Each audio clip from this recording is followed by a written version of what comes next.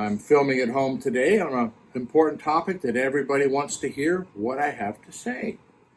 And that's about the acquisition of McIntosh and Sonus Faber by Bose. And I think the really important message was stated by the CEO of Bose as to their intentions. And fundamentally, you have to understand that Bose is a corporation heavily involved in the automotive industry, and that Sonus Faber themselves is already supplying speakers to Maserati and Ferrari, so they're not unfamiliar with the environment. There's been some McIntosh product in the automotive industry, but not on the scale that Bose is capable of directing, so to speak. So what I want to do is I'm going to step back in time and history to the time that Madrigal owned Mark Levinson, and we were a Levinson dealer at that time, and what occurred was the interest by Toyota with the Lexus brand to have Mark Levinson electronics in their automobiles. And at the time that occurred, Dave Nauber, I think, actually went to Japan on this. Mark Levinson's sales, I eventually learned what their audio numbers were. We'll just call them X. And after the arrangement with Lexus was struck, a couple things happened. For all us Levinson dealers, we were offered a discount at buying Lexus cars, but the numbers that were generated by that connection to the automotive industry essentially at least multiplied the audio sales numbers by a factor of, say, 15. It was a massive increase in revenue. And so it was a very winning combination for the ownership. And what's really important to remember is that when that event occurred, Mark Levinson was a very premium line in Japan, and the last thing that anyone wanted to happen was to see the quality of Mark Levinson suddenly decline because it can now be found in cars. And that didn't occur. They continued along their path for some time, and I think only now, 25, 30 years later, are we seeing a significant change in the products under that era and what we see Levinson today. Now, I'm not saying that the current Levinson product is terrible, but it doesn't hold the same reputation that it once did a long time ago. Exactly why, I'm not sure. As I don't follow the company at all, it's not fair for me to say. So when we look at the acquisition of Bose of McIntosh and Sonus Faber, under no circumstances should you believe that suddenly the quality of those two product lines is going to be diluted and wrecked.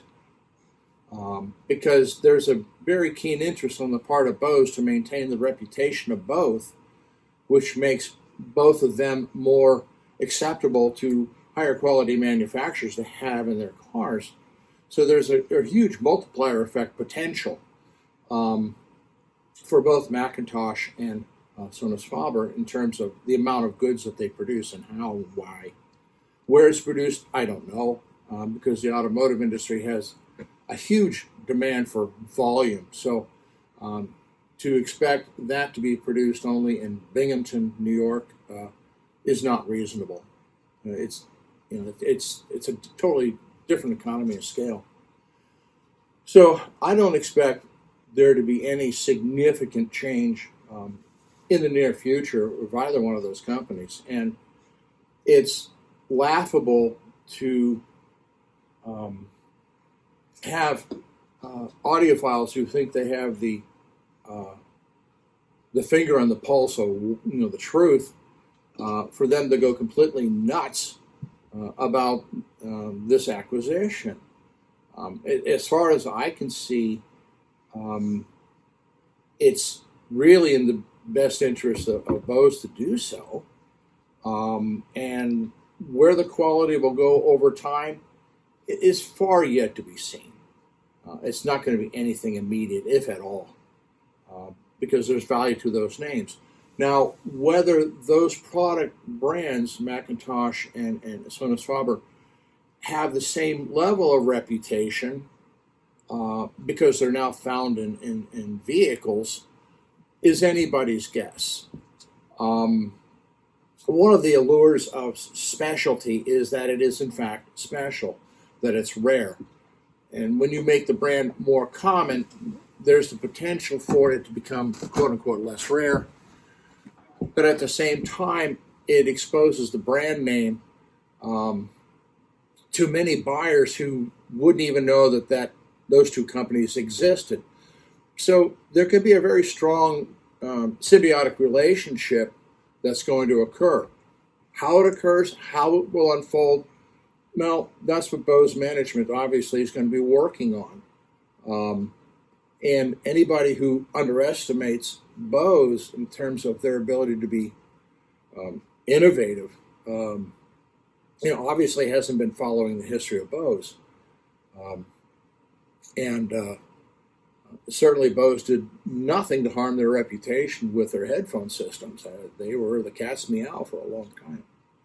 So I want to put that all in perspective. Now, how is this different than the name scenario? Because I've been asked about that by a couple of people. Well, one of the things that makes it different is both Sonus Faber and McIntosh had already been sold to different groups. So it's not like a sudden change at all. It's basically a continuation of their heritage as it has been established. So for all of those who want to panic or be naysayers about what's happened, no, I don't agree with it. I think you have to look at what Bose had to say about the promise of the automotive development, and we'll see where it all goes. Will the quality drop immediately? No, I don't see that at all. May it drop in 10 or 15 years? Maybe. I don't know. Right now it's a premium purchase of a premium product, and we'll see where Bose takes it. And that honestly is my observation about it all. I found it initially amusing, like most people, I suppose, but there's a lot of good business sense behind it. So there we are.